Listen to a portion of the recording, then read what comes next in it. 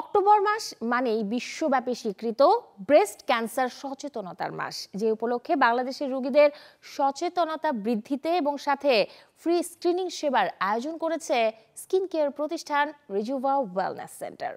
দিনব্যাপী যে আয়োজনে রোগীদের প্রাথমিক পরামর্শ এবং স্ক্রিনিং করেন ক্যান্সার বিশেষজ্ঞ ডক্টর লুবানা মরিয়ম। তিনি বলেন, ৩৫ বছর পেরোনো নারীদের ব্রেস্ট ক্যান্সারে আক্রান্ত হবার সম্ভাবনা বেশি, তাই প্রয়োজন ব্যক্তিগত সতর্কতা এবং যে কোনো লক্ষণ প্রকাশ পেলে ডাক্তারের পরামর্শ নেওয়া। রিজুভা ওয়েলনেসের কর্ণধার ডক্টর তৌহিদা ইরিন বলেন, এই আয়োজনের উদ্দেশ্য নারী বা পুরুষ সবাইকে ব্রেস্ট ক্যান্সার সম্পর্কে জানানো এবং ভীতি দূর করা।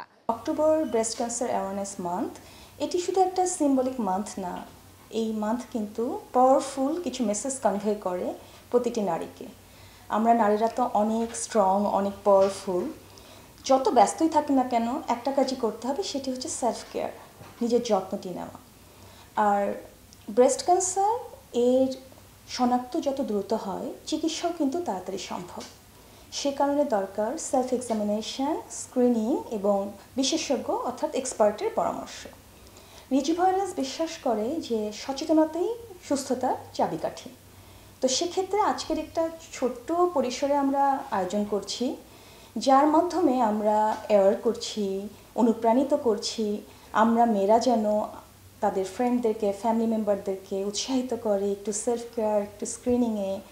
এবং সেই সাথে শুধু মেয়েরা না, যেহেতু একটু ঝুঁকি ছেলেদেরও থাকে, ছেলেরাও মেয়েদেরকে উৎসাহিত করবে, আমরাও ছেলেদেরকে উৎসাহিত করব। পিঙ্ক মানে শুধু কিন্তু বয়েজ যে রেস্ট্রিক্টেড তা না, এই সেলিব্রেশন সবার, এই অ্যাওয়ারনেস সবার জন্য। আর রিজুভা ওয়েলনেস সামগ্রিকভাবে বিশ্বাস করে awareness through education, empowerment through confidence এবং early detection through check up. সুস্থ থাকুন, ভালো থাকুন, I check, I care, I choose wellness. প্রথমত ব্রেস্ট ক্যান্সার যে হয়েছে এটা আপনাকে ডক্টরের মাধ্যমে, পরীক্ষার মাধ্যমে কনফার্ম হতে হবে। ব্রেস্টে চাকা হলেই যে ক্যান্সার হয়ে গেছে বিষয়টা কিন্তু এরকম না। নর্মালি 80 to 90% চাকা যেগুলো ব্রেস্টে হয় বা ব্যথা হয় ব্রেস্টে, সেগুলো কিন্তু বিনাইন, অর্থাৎ ক্যান্সার না, নর্মাল টিউমার, এবং সেগুলো সামান্য চিকিৎসাতে ভালো হয়ে যায়। হয়তো 10 to 15% ব্রেস্টের যে টিউমারগুলো সেগুলো ক্যান্সারে রূপান্তরিত হয়। তো সেটা আপনাকে অবশ্যই জানতে হবে যে বায়োপসি করার মাধ্যমে যে ওই চাকাটার মধ্যে কি কোনো ক্যান্সার জীবাণু আছে কি না। আর যদি ক্যান্সার হয়েও থাকে, এখন ব্রেস্ট ক্যান্সারের অনেক রকম চিকিৎসা বের হয়েছে। প্রাথমিক পর্যায়ে ধরা পড়লে তো আমরা বলি যে 90 to 95% মহিলারা ক্যান্সার থেকে পুরোপুরি ভালো হয়ে যায়। তারপরেও অনেক সময় প্রাথমিক পর্যায়ে আমরা হয়তো পাই না, অ্যাডভান্স স্টেজে পাই।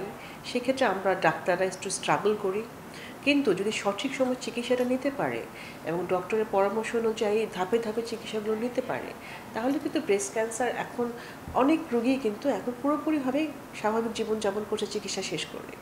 তো আমি বলবো যে ভয় না পেয়ে আপনারা ডক্টরের পরামর্শ নেবেন এবং চিকিৎসাটা সঠিক সময়ে যেভাবে আপনাকে গাইড করা হবে ডক্টরের পরামর্শ অনুযায়ী আপনি সেটা ফলো করবেন।